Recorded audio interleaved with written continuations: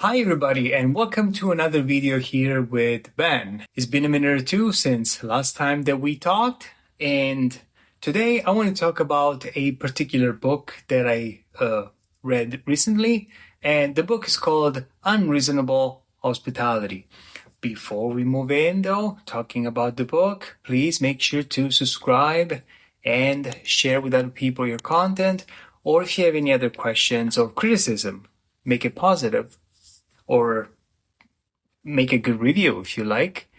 Write down to our comments below. The book is written by Will Guidara. He's the founder of Thank You. There is a hospitality company that develops world-class destinations and helps leaders across the industries to transform the customer service experience.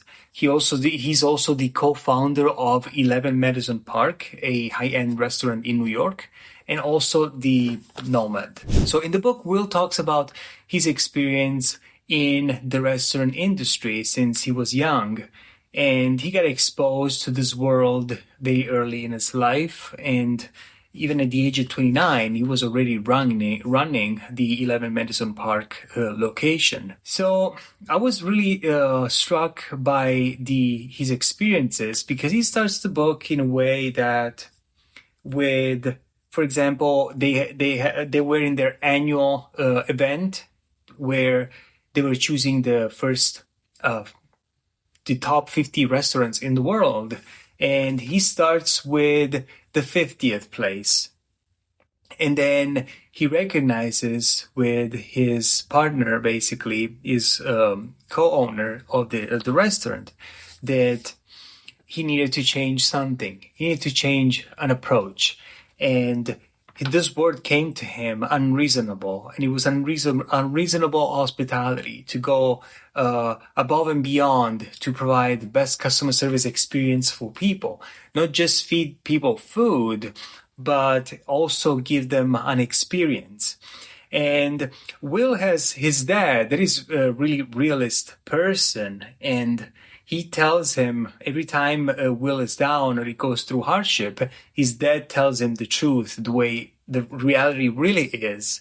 And I would say maybe even in a blunt way, and helps him actually navigate through his issues and problems and find really realistic solutions. So one of these sentences here is that his father told him that, what would you attempt to do if you knew you could not fail? So this is really a great proposition here. What would you attempt to do if you knew you could not fail? So this opens limitless possibilities for anyone that wants to start something, by starting from that place to go with your instincts and have a goal in mind, and then move on and try to make it possible without thinking that you could fail. And I have to say, this is one of the things that holds me down most of the time, and I self-sabotage under the aspects, because I always think about the limitations and thinking about what 1,000 things that could go wrong instead of thinking 1,000 things that could go well. And what he explains, Will says here, the human desire to be taken care of never goes away. And that is something true. So if you go to a place and you have people that serve you and help you out, they make you feel better. So when somebody serves you, it makes you really feel better. And when he says with this sentence of being unreasonable, he says that unreasonable, you need to be unreasonable to see a world that doesn't exist yet. So you have this goal in your head, and you have this objective that is just in your head. It starts as a thought. So you can really make things happen if you think that way. And he said that in order to be unreasonable, you need to pursue hospitality as with intention. Like, you really need to focus on ameliorating, making many aspects of your service, making them better. Now, think of the book as founded on the idea of customer service as in a restaurant. However, you can really apply this to any service industry, how you can actually make people feel better and provide them a better experience just by treating them differently. by being of service. And he says here, hospitality is a selfish pleasure. It feels great to make other people feel good. And as I said, it is really fantastic. And he says, people will forget what you do. They'll forget what you said, but they will never forget how you made them feel. And this is something that is priceless, because you can help somebody shape and create good memories if you can do so. And as a matter of fact, he says here, I believe that whatever you do for a living, you can choose to be in the hospitality business. You have the privilege of joining people as they celebrate the most joyful moments in their life, and a chance to offer them a brief moment of consolation and relief in the midst of the most difficult ones. So you have an opportunity, but you have also a responsibility, actually, to be of service. Because think of it, you're putting yourself out there, and if you're doing something for somebody, that translates to even to your household. You do it with intent, you do it with love, you do it with care. Somebody else will notice, and they may become like that too, but you do it from your heart. You don't do it with the idea of expecting something back in return. And what else does he say?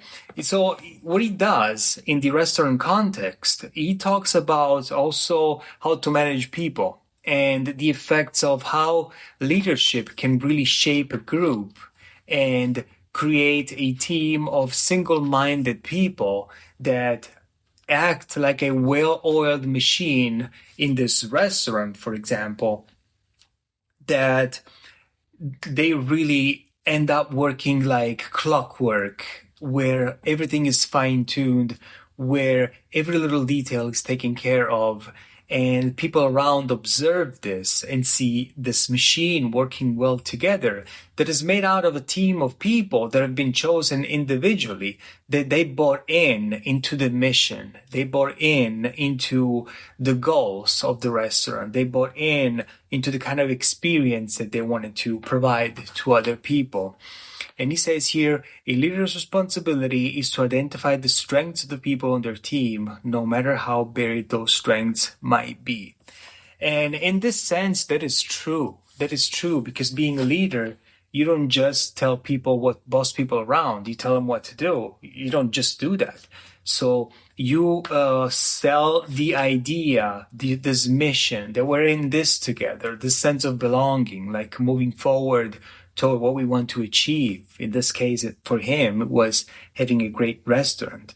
And what they say about behaving, because when you deal with people, you're dealing with different kinds of personalities, different characters, different worlds, different experiences that people bring with you in your restaurant, in your team, whatever that may be. And no matter what their different backgrounds come from, they need to follow these principles that you establish with them. And in dealing with people, he also went through, he had to criticize somebody. You need to correct somebody. And you never know how people take it. People take it personal, so criticize the act, don't offend the person. And also, he says, criticize the behavior, not the person. So praise in public and criticize in private. Praise with emotion, criticize without emotion. Establish a regular rhythm for giving praise. So whether criticism or praise, it's a leader's job to give their team feedback all the time. But every person on the team should be hearing more about what they did well than what they could do better. And otherwise, they weren't going to feel unmotivated and deflated if you do that.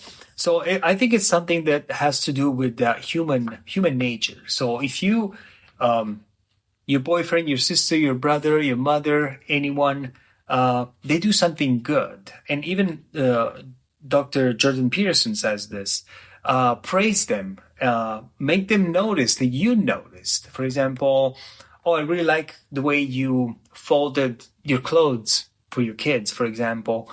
And what that does that incentivates them to do better for the following time, and not just for folding clothes. Let's see, human nature is strange. Like, we are really creatures that we like to be praised and we like to feel encouraged. So if I know that somebody notices even the tiniest thing that I do, I'm going to feel better, and I want to do something better in other areas of my life with other things. So praising is really good. And if you can do it in public, it's the best, as Will says here. And so when he talks about, for example, training his people, so working with them, he says most of the time, excellent training makes you better at what you do. Athletes practice all day, every day, so their muscle memory will take over as soon as the ball or the racket is in their hands. By definition, impeccable training enables you to perform your tasks without needing to think about why you're doing what you're doing, which is fantastic if your job is to have an astronomical free throw percentage. And people-wise, he says to bring on people that are enthusiastic and really care about, and surround yourself with A players. And this is how you attract A players. This is really important. Just think of it. If you have somebody in your team that is an A player, but other ones are A minus, B players, for example. So everybody's going to look up to the A player. So what you create an incentive for all these people, that you create a positive competition, because also you need to offer incentives to people to do better, of course. But if you can create a positive spiral of competition between the people you work with, not competition in a way that is malignant or is detrimental to the team, a competition that can bring up the performance of the entire organization. And I think this is really great. So this is how you attract more A players. And it means you must invest as much energy into hiring as you expect the team to invest in their jobs.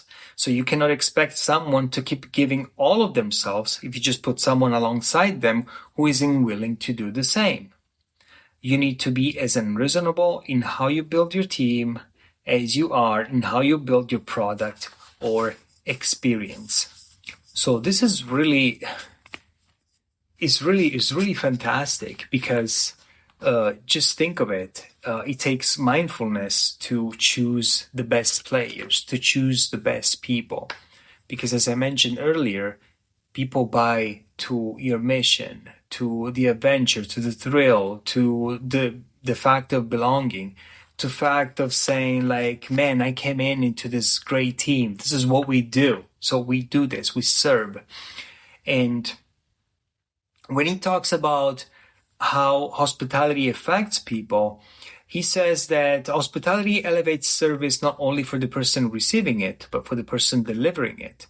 Serving other human beings can feel demeaning unless you first stop and acknowledge the importance of the work and the impact you can have on others when you're doing it. So there was a movie that I watched with Roberto Benigni. It's an Italian movie. It's called La Vita è Bella, Life is Beautiful, where he was in the restaurant with, he moved to another city to go see his uncle. His uncle has a great restaurant. Look, the casualty. So his uncle is running the restaurant, and he's training the actor here, Benigni, and he's training him how to, he's saying, how do you cut the chicken? How you prepare the fish? And then he's telling him to bow. So how do you bow? So he goes on to bow, and he goes to bow low, low, low, very low, like past 90 degrees all the way down. And his uncle stops him and say, what are you doing? He said, you're not bowing in a way that is demeaning to you. You're bowing respectfully, but do not go below what you need to do, because you need to know that serving is a divine art. because God is the first one that serves, is the first person that helps us and that serves under that aspect. And so providing hospitality in this case is not only good for the person receiving it, but it's also good for you that you're doing this act. So it's an art, if you want to think about this. And the moment you start to pursue service through the lens of hospitality, you understand there's nobility in it. We might not be saving people's lives, but we do have the ability to make their lives better by creating a magical world where they can escape to. And I see it not as an opportunity, but as a responsibility and a reason for pride. So once again, he reiterates this point, and this is great. So when he was talking about team building, he says the difference between coming to work and doing a job, it's by doing something being bigger than yourself. So no matter what you do, you can make a difference in someone else's life, and you must be able to name for yourself why your work matters. And if you're a leader, you need to encourage everyone in your team to do the same. And then in regards to learning, so most of the time when he would have to choose other leadership positions inside his restaurant, he would put on people that were not ready for it yet, but he knew they had good characters. So he would put them in these leadership positions, and he says the best way to put somebody in a position with higher responsibilities is when they're not ready for it, because they will work double and they will make an extra effort to prove that they can take on more work and to put satisfaction in what they do by actually doing more.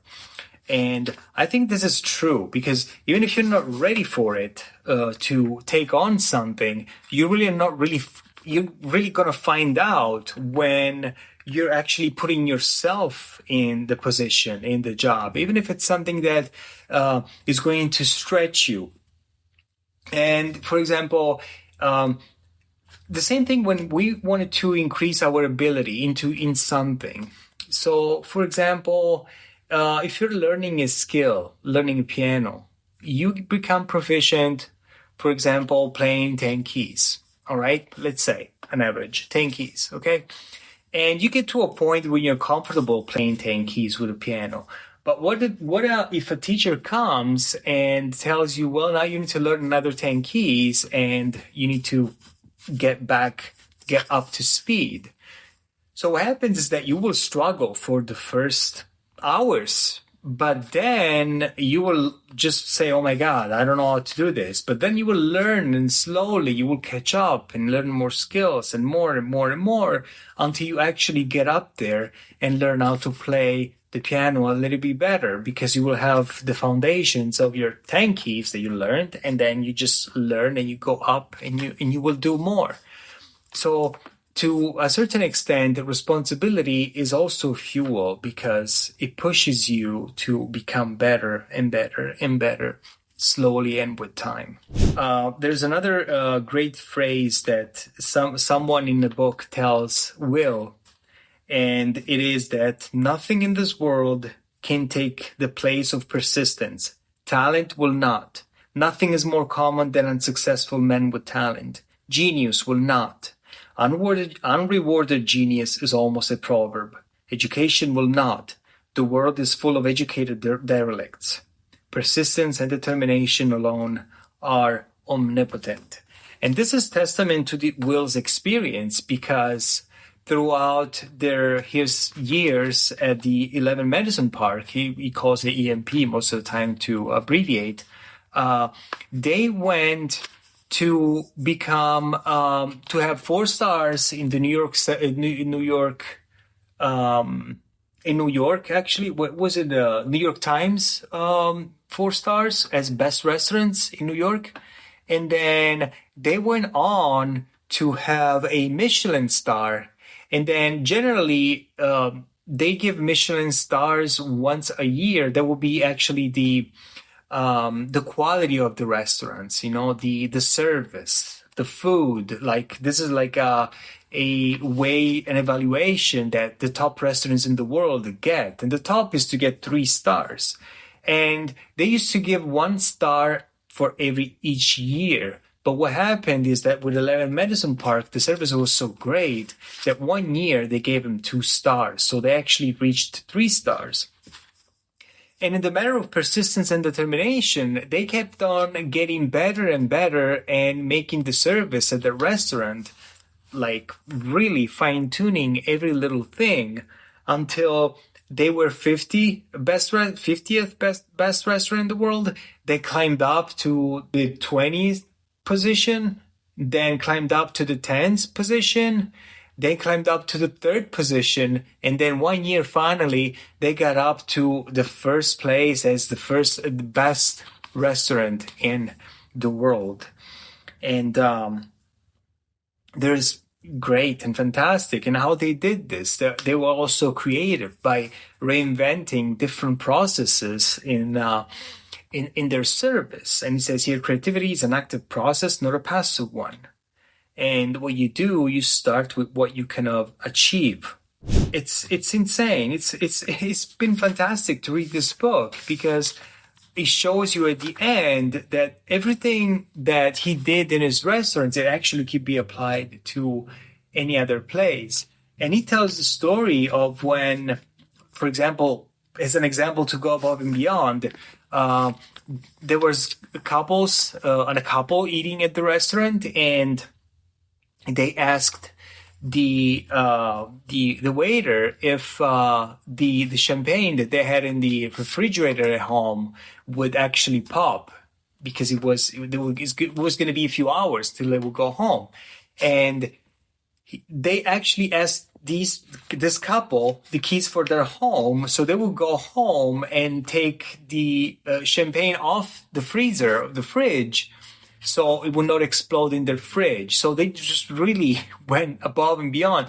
And then there was another group, a man, that he went to the restaurant and he was talking with a friend, and they overheard him saying that he had a fantastic experience in New York, and the only thing he wasn't able to try a New York hot dog. So what they did from the restaurant, they went to a local stand, they bought a hot dog, and they brought it inside the kitchen, and they changed the hot dog in a gourmet fashion, like really reorganized the plate and made it look beautiful. And when they brought the plate to the guy at the table, the guy was shocked and was in awe. And that was one of the greatest experiences that they could have provided to that guy. And that is really unreasonable if you think about it, to go above and beyond. This is a great, I think it's been a fantastic book by showing these experiences. Of course, there have been challenges, up and downs, doubts, financial challenges, especially that went through COVID. We know how restaurants well throughout that period, but they reinvented themselves and they went through hardship.